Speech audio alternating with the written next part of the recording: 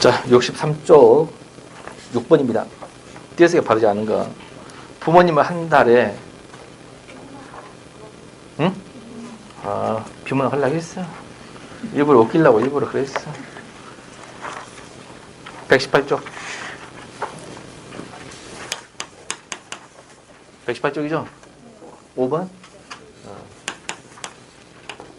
웃기려고 일부러 했어. 다음 글의 필자가 궁극자. 자, 궁극적 빨간색 밑줄. 이 궁극적이 나와버리면요. 궁극적으로 강조. 궁극적으로 말하고 싶은 거. 이게 물어보면 함정을 겉으로 드러난 거 있지. 그걸 힌트로 함정을 파놓겠지. 이해돼요? 그러니까 궁극적으로 말하고 싶은 건 뭐야? 숨은 주제. 숨은 주장. 그 사람의 의도지, 의도. 숨은 의도. 숨은 의도를 파악하라. 숨은 의도를 파악하라. 봅시다.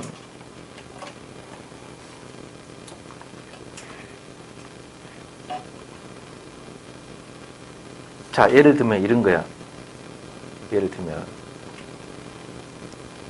우리 귀중치료 정동기 있죠. 그건 종합반에서 해줬으니까. 그죠? 귀중치료를 보면 서로가 공치사를 하고 있지.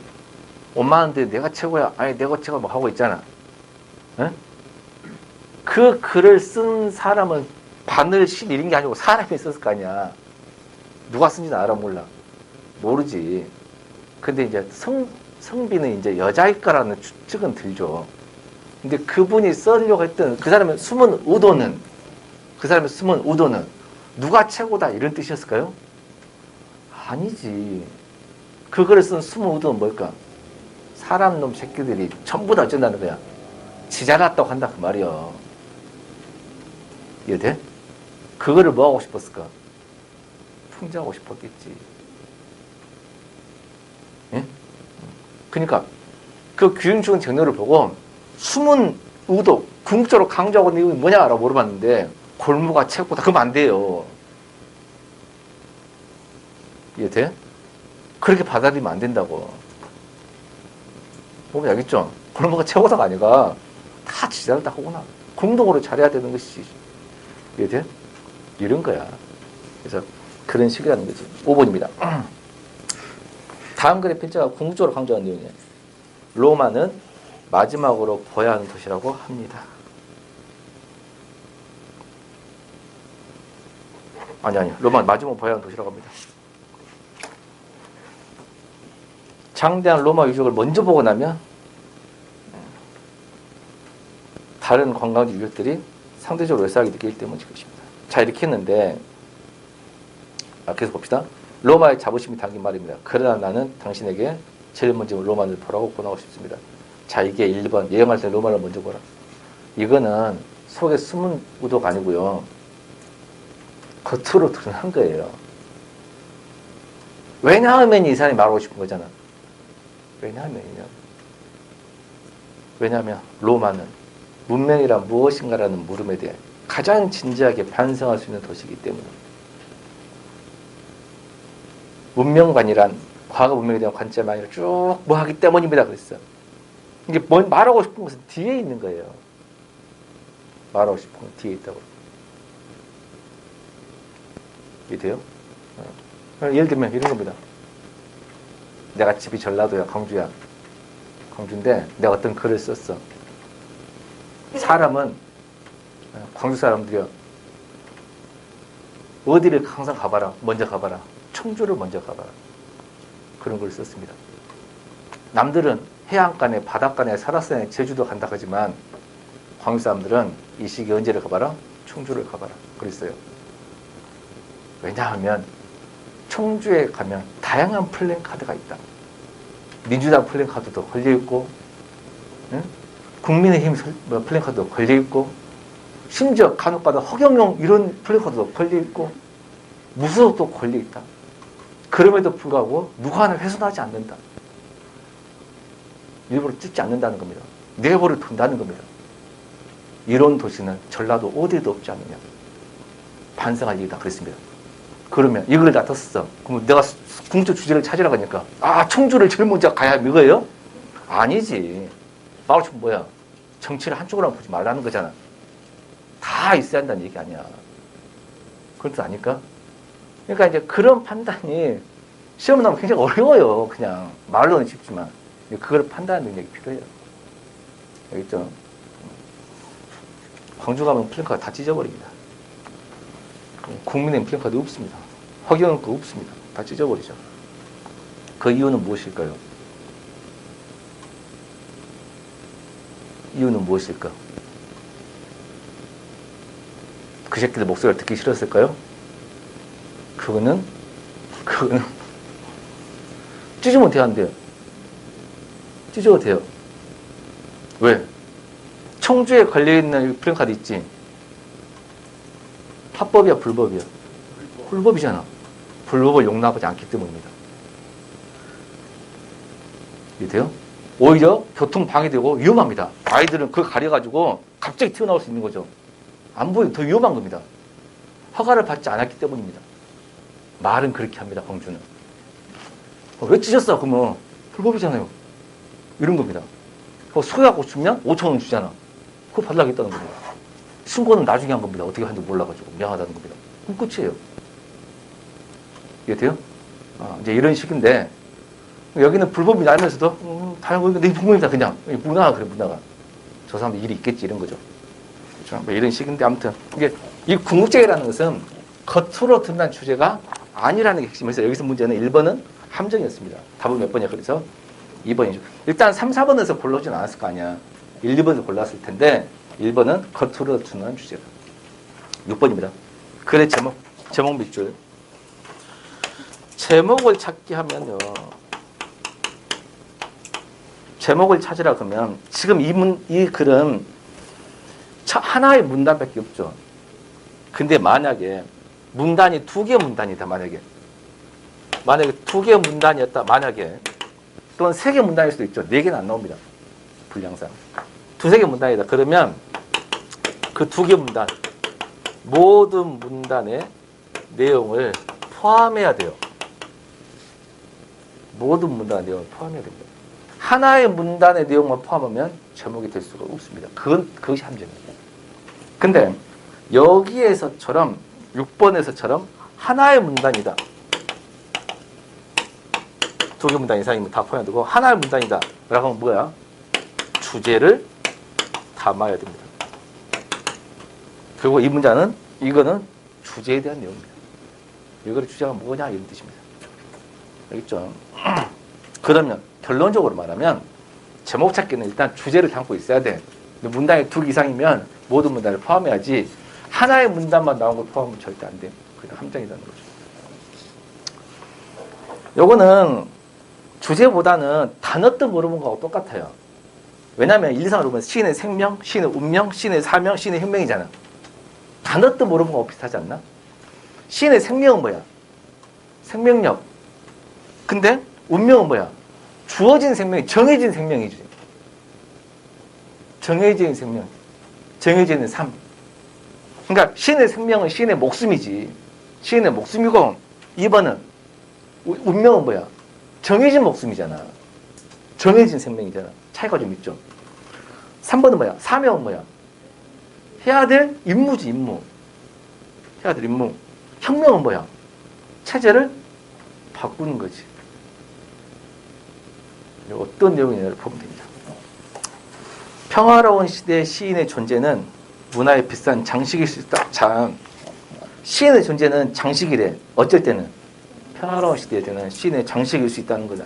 그러나 시인의 조국이 비운에 빠졌거나 통이 일었을 때, 시인의 조국이 비운에 빠졌거나 통이 일었을 때 시인은 장식의 의미를 떠나서 민족의 예언가가 될 수 있고 민족권을 불러일으키는 선구자의 놓을 수 있다.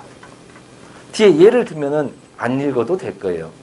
시간이 없다면 읽으면 더 좋겠지만 그냥 끝났어 이미. 왜냐하면 평화로울 때는 장식품인데 조국이 비운에 빠졌어. 조국이. 그때는 시인은 장식을 떠나서 예언가가 되고 민족의 선구자주의가 놓여야 한다는 거야. 그러면 시인은 어쩌라고? 평화로운 시대에는 그다지 임무가 필요 없어. 조국이 피탄에 피원에 빠졌을 때 어쩌라고? 민족 예언가가 돼야 되고 민족혼을 불러일으키는 선구자 지위에 놓여야 한다는 거야. 예를 들면 볼까요? 스스로 군대를 가지지 못한 채 제정 러시아 가혹한 탄압을 했던 폴란드 사람들은 시인의 존재를 민족의 재생을 예언하고 굴욕선 현실을 탈피하도록 격려하는 사람 예언자라고 했고, 또한 통일 국가를 가지지 못하고 이산되어 있던 이탈리아 사람들은 시성 단체를 유일한 이탈리아로 숭앙했고 1차 세계대전 독일을 쭉 했다 그 말이에요. 결국 시인은 평화로울 때는 장식품이겠지만 나라가 조국이 어쩔 때 그런 어려울 때 어쩌라고 그것을 목소리를 내야 된다. 예언가가 돼야 된다. 민족혼을 불러일으켜야 한다. 그래야 신이라는 거지. 그럼 시인은 어려울 때 어쩌라고 해야 한다. 뭘 해야 한다는 거지. 뭐야? 사명이지. 시인의 임무죠. 임무. 시인의 임무. 답은 3번입니다. 7번. 토론자의 주장을 가장 적절하게 분석한 것. 글이 짧아서 그냥 읽어도 되지만, 예? 원래 이거는 그냥 글부터 읽으면 돼요. 근데 1, 2, 3을 보면 영수와 달리 민수는 그랬고, 2번 영수와 민수는, 3번 영수와 민수는 그랬고, 4번 영수는 어쨌고 어쨌든 민수는 어쨌다. 그러면 영수와 민수의 차이네. 그거를 염두에 두고 읽어야지. 최근 보이스피싱 대충 알죠? 보이스피싱 범죄가 모든 금융권으로 확산되면서 피해액이 늘어나고 있다. 이에 금융당국이 은행에도 일부 보상 책임을 지게 하는 방안을 검토하고 있다. 아, 보이스피싱에 은행에도 일부 책임을 물게 한다는 거야. 이게 보이스피싱으로 1억을 날렸어. 손해봤어. 그러면 은행에도 일부 책임을 지게 하는. 이게 돼? 본인이 아닌데 어떻게 빠져나갔냐는 거야. 보기 당연히 아니었어. 이런 거죠. 이게 돼? 책임지게 하는 방안을 검토한다. 알려주고 있다. 얘들이 어떻게 생각하냐? 그랬습니다. 그랬더니 영수가 개인이 자신의 정보를 잘못 관리한 책임까지 은행에서 진단할 문제가 있다 그랬어요. 그러면 영수는 은행에게까지 책임을 지게 하면 된다 안 된다? 안 된다. 도와줄 수 있으면 좋은데 은행 입장에서 한계가 있다. 안타깝단 말이야. 은행에는 책임 추궁할 수가 없다. 도와주면 좋겠지만 민수는 소비자들이 자신의 개인정보 관리에 다소 부적을 인정해. 그러니까 일단 민수는 소비자들의 개인정보 관리 잘못한 걸 잘못 인정한다는 거야. 잘해야지. 그러나 개인의 부주 이해하는 것보다 누구?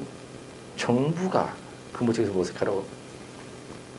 용사 민수는 의견이 좀 다르죠. 서로 상반을 반대하진 않았지. 상대방을 반박하진 않았어요. 그죠? 1번. 영수와 달리 민수는 보이스피싱 피해에 대한 책임을 소비자에게만 전가해서는 안 된다고 생각한다. 맞아요?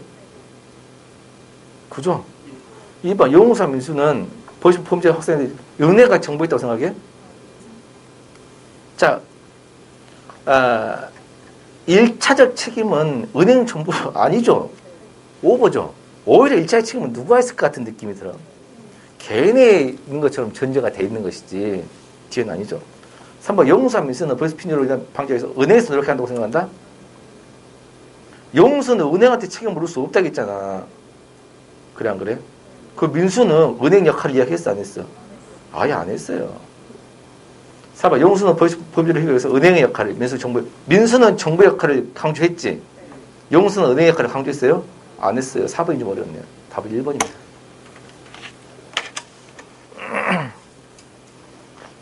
다음 글은 주장입니다. 주장 밑줄. 주장이나 9번 중심 내용이나 주장 중심으로 나오면 선지를 먼저 읽으면 안 됩니다. 왜 선지를 먼저 읽으면 안 되냐? 선지를 먼저 읽어버리면 그 내용 4개가 머리에 잔상에 남아있어요. 그래서 읽는 과정에서 연결시키고 싶은 자기도 모르는 충동이 있어가지고 맞는 것처럼 느끼죠. 착각해버려. 그러니까 중심 내용 주장을 물어보면 본문 제시문을 먼저 읽어야 돼요. 그걸 어렵게 생각하지 마세요. 친구가 나한테 문자를 이렇게 보냈다. 얘가 뭔 말 하려고 하지? 이렇게. 그렇죠? 다음 글 주장입니다. 과학이 높이 평가받는 이유는 객관성, 과학 당연히 객관성이잖아. 그리고 그에 따른 정확성, 엄밀성 때문이다. 당연한 말이죠. 연구자가 연구 대상으로부터 자신을 분리하고 거리를 둠으로써 주관적 요소를 배제하고. 그러니까 과학은 주관적으로 배제해. 사태 자체를 객관적으로 파악하는 것이 과학적 태도라고 우리는 생각한다. 하지만이네. 자, 하지만 앞에까지는 우리는 과학이 높이효과는 이유가 주관적이야, 객관적이야? 객관적. 주관을 멀리해. 그게 과학적 태도라고 생각해. 하지만 물리학, 경제학, 철학 등 다방면에서 학문적 업적을 이룬 누구라는 사람은 이런 생각 동의하지 않는데 전문가죠. 그러면 전문가의 말을 좀 인용을 하고 있잖아. 그는 암묵적 지식, 그게 지식이 늘 지식의 조건으로 전제되며 모든 지식 조건의 전제가 되는 게 뭐야? 암묵적 지식이라는 거야. 그럼 암묵적 지식이 전제돼가지고 뒤에 과학적 지식이 뭐가 나온다는 거지. 통합하는 인격적 행위 없이 지식이 성립하지 않는다는 사실을 보여줌으로써 과학적 지식의 객관성과 가치 중립성 밑줄.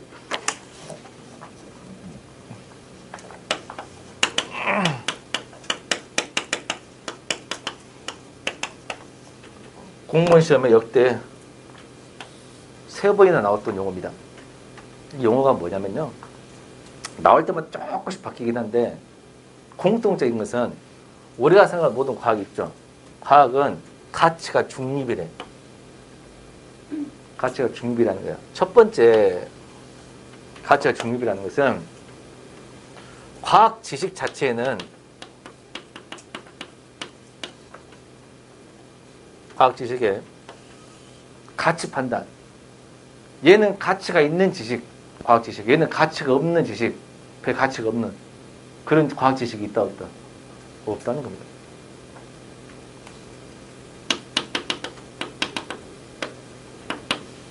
그러니까 인간한테 도움이 되는 과학 지식, 도움이 안 되는 과학 지식 이런 게 있다 없다고?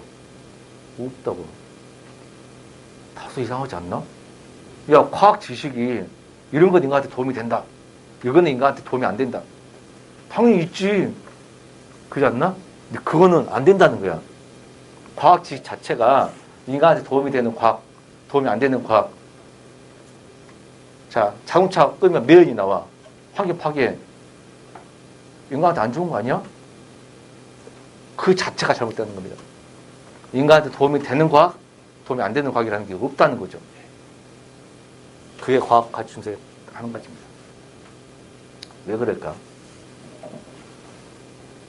과학 지식은 뭐 어떻게 하면 매일 나오는데 이걸 끝이에요. 밑에 물이 위에서 아래로 흐른다. 그걸로 끝이야.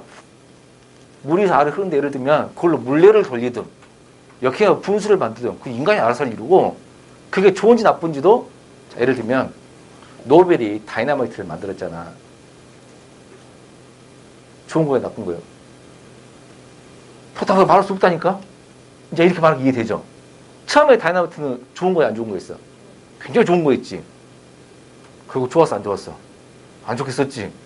그러니까 결국 과학 지식은 그때 당시엔 좋다고 하지만 안 좋게 쓰면 안 좋은 거고 그거를 좋게 이용하면 좋게 이용할 수 있는 거예요. 그게 첫 번째 과학 지식이에요. 뭔지 알겠죠? 두 번째.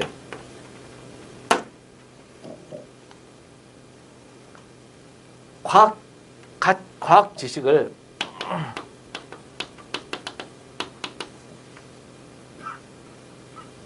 인간이 취사 선택할 수 없답니다. 이 과학 지식은 아주 좋은 거야. 그러니까 우리한테 알리고 표현하자. 이 과학 지식은 알려주면 거지 같은데? 이거 알리지 말자. 이럴 수 없다는 겁니다. 이게 돼요? 대표적인 게 코로나였죠. 최근에. 코로나를 중국에서 먼저 알아냈지. 응? 보고했지. 중앙정부까지 알았지. 누가 알려주면 국가 이익이 작살 나겠는데? 이런 과학지식이 없던 걸래 한 겁니다. 사건이 커졌잖아. 그래 안 그래? 그렇잖아. 그러니까 인간한테 도움이 되는 과학인지 안 되는 과학인지는 도움이 되니까 하고 이거 없던 걸로 이럴 수가 없다는 거지. 진짜 선생할 수 없다고. 존재하는 거야 그냥 그대로. 알겠죠? 그러면 이 과학의 가치의 중립성을 이야기하는 과학자들의 결론은, 공통적인 결론은 뭐냐면 과학이 발달했기 때문에 인간이 편리해진 것도 있지만 인간한테 해로움을 준 것도 있다. 이렇게 판단하면 된다 안 된다. 그건 잘못된 생각이라는 겁니다. 과학이 발달해가지고 인간이 편리해졌고 안 좋은 것도 그건 안 된다고. 좋게 쓰면 풀린 거고 나쁘게 썼으니까 그 짓을 했다는 거예요. 이해돼요? 그래서 이걸 판단하는 사람들은 어쩌냐, 법을 만드는 국회의원, 행정을 집행하는 사람, 이해돼요? 이런 지도자 자리에 있는, 리더에 있는 사람들이 과학 지식을 알아야 된다, 몰라야 된다. 알아야 그거를 좋게 이용하는데 법을 만들거나 활용할 수 있는 것이지. 결론은 그거예요. 무슨 말인지 알겠죠? 그럼 우리나라 국회의원이 약 300명입니다. 그 약 300명의 국회의원 중에서 과학적 지식을 갖고 있는 국회의원이 있을까요? 근데 법을 만들어. 우리나라 모든 판사에서 과학 전공한 사람이 있을까요? 없는데 판결을 내려. 의사가 있어, 의사가. 이해돼? 그 분야 과학 지식이 있을까? 예를 들면. 뭐 이러는 거라는 거지. 그러니까 없다 하더라도 배우라는 거지. 자기 맡은 파트에서. 내가 어떤 파트를 법을 만들거나 어떤 파트를 판결을 내리거나 뭘 하게 되면 그 자식 과학 지식 공부하라는 겁니다. 그래야 올바른 판단을 내린다는 거지.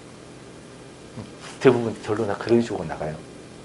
근데 이거는 좀 황당한 건데 보세요. 봐봐.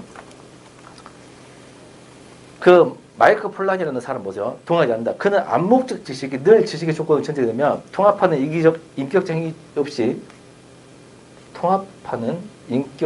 행위 없이 지식이 성립하지 않는다는 사실을 보여줌으로써 과학적 지식의 객관성, 가치 중에서 의문을 이 사람은 과학의 객관성 자체도, 과학의 객관성이나 가중성, 요건 이미 사실로 받아진 것조차도 의문을 제기한대. 왜? 암묵적 지식이란 한 인격체가 성취한 지식이야. 집단이 아니고 한 인격체가 개인적이고 인격적인 성격을 띈대. 그게 뭐야? 암묵 지식이야. 암묵 지식의 한 측면을 우리는 좀 이해가 안 되죠. 예를 들어 못질 하는 행동에서 파악할 수 있다. 우리 못은 못 대가리에 의식적으로 초점을 두어야 하지만 망치를 든 손과 공간에 대한 보조 의식이 없다면 못질은 실패할 것이다. 이런 보지식 암묵지식 뭔 말이냐면, 못이 있어. 긴 못, 작은 못, 어떤 못, 쇠못, 못이 있고 나무 못도 있고 마치도 있고 장도리도 있고 뭐 망치도 있고 뭐 팻못도 있고 여러 가지가 있어. 그지?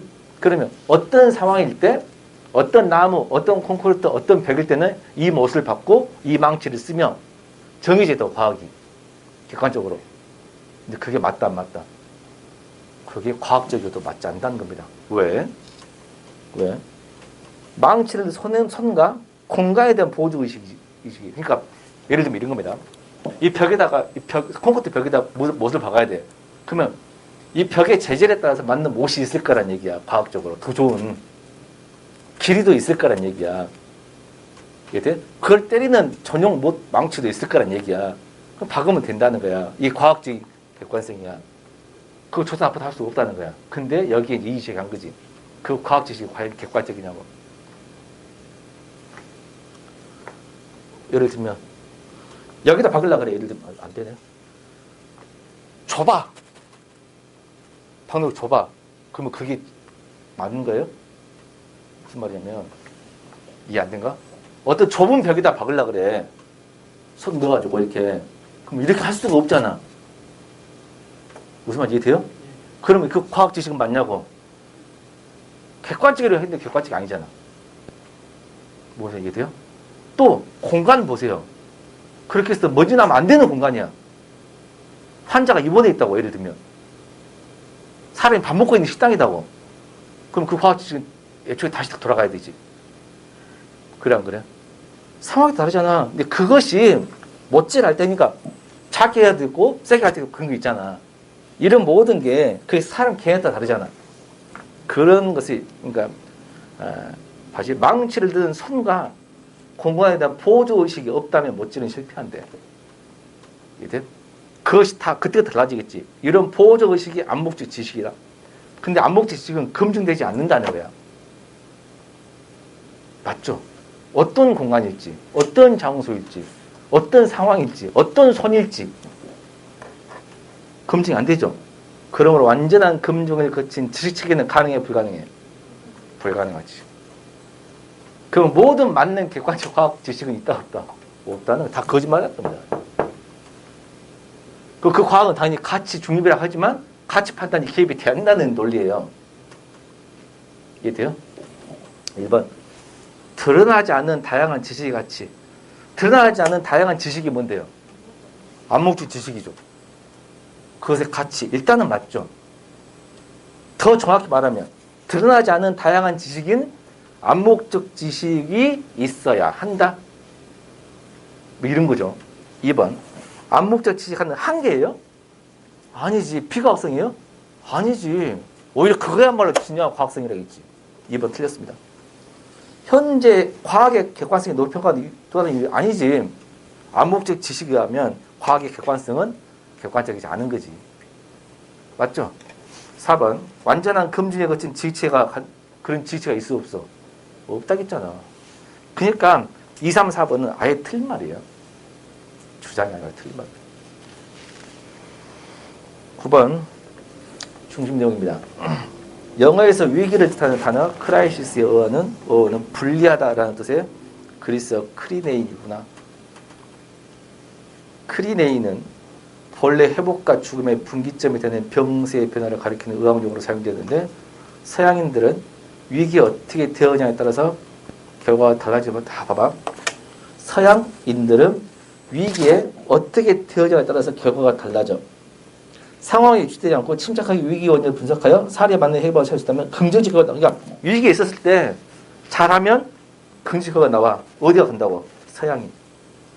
한편 동양에서는 자 반대인 거 아닌가 봅시다. 위기를 위험과 기회가 합쳐지는 것을 위기가 위험, 기회가 합쳐진 말이군.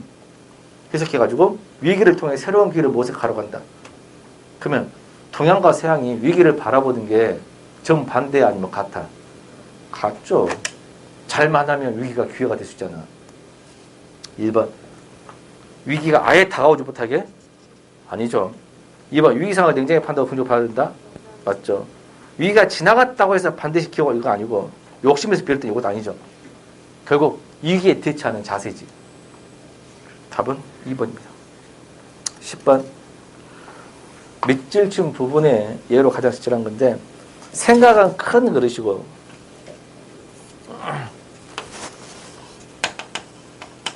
생각은 큰 그릇이고 말은 생각 속에 들어있는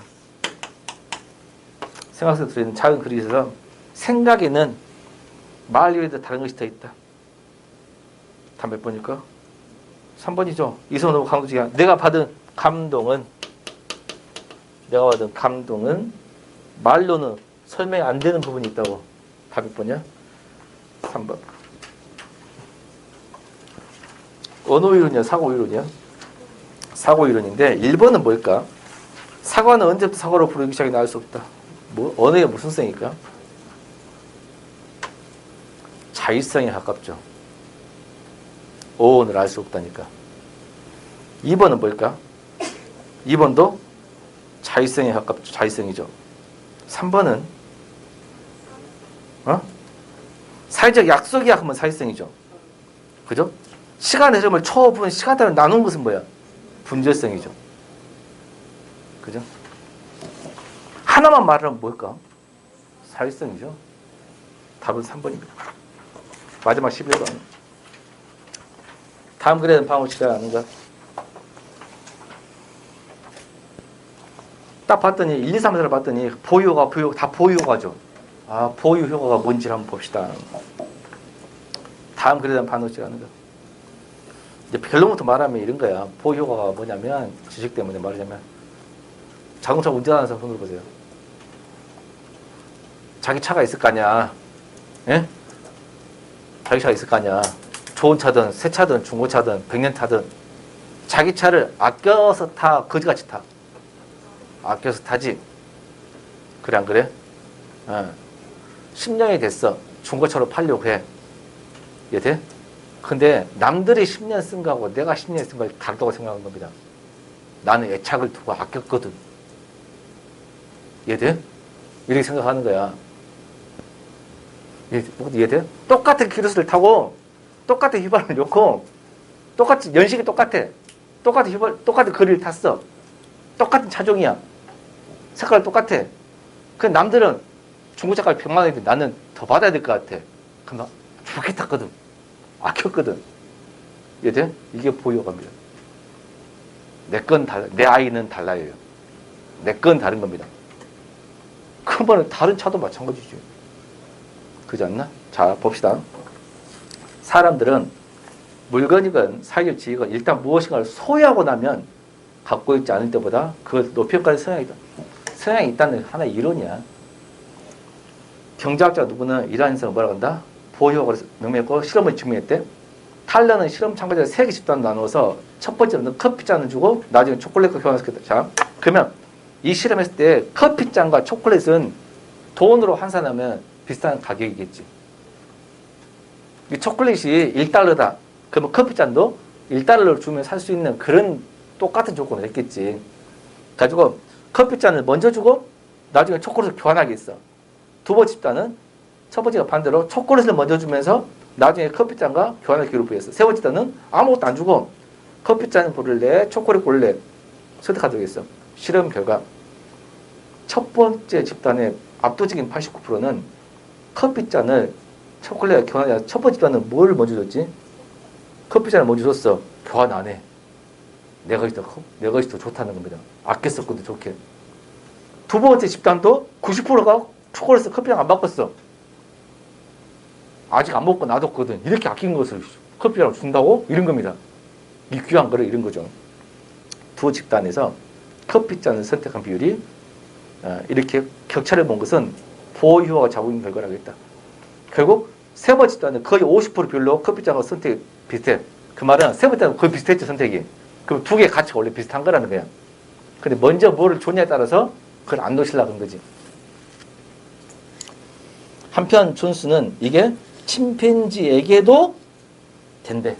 뒤에 읽어봤더니 침팬지도 먼저 가지고 있는 것을 안 주려고 한다고. 자, 1번 보유 효과와 관련된 내용 관용표로는 남의 떡이 커 보인다. 이건 아니죠. 내 껍데기 더 좋아. 내 떡이 더 좋아 보여야 한다지. 틀렸죠. 2번 보유효과에 대한 침팬지 실험은 보유효가 인간에만 나타나는 현상이 아니다. 맞죠? 3번 보유효과 실험에서 먼저 물건을 소유하도록 하는 것은 실험에 영향을 주는 중요한 변수인가? 맞지? 4번 보유효과를 적용하면 먼저 써보시고 구매할지 나중에 하세요. 그게 보유효과를 이용한 거구나. 먼저 써보라고. 먼저 쓰면 반품 안 할걸? 이렇게 하는 거지. 이해돼요? 그래서 비싼 자동차 회사일수록 시승을 권유하잖아. 타보라고. 그잖아. 그러면 내가 별로 안 좋은 차 사다가 시승을 딱 한 번 했는데 너무 좋은 거야. 응? 예를 들면, 그러면은 다시 돌려주고 싶은 게 안 든 거야. 다시 내 차 탈 때, 이러거든. 그렇게 안 그럴까? 이걸 노린 거지. 한 번 맛을 들이면 그렇게 한다는 거잖아. 그죠? 근데 이게 하나의 의견인 거지. 100% 과학적인, 객관적인 건 아니오. 그죠? 여기까지. 다음 주에 봅시다. 고생했습니다.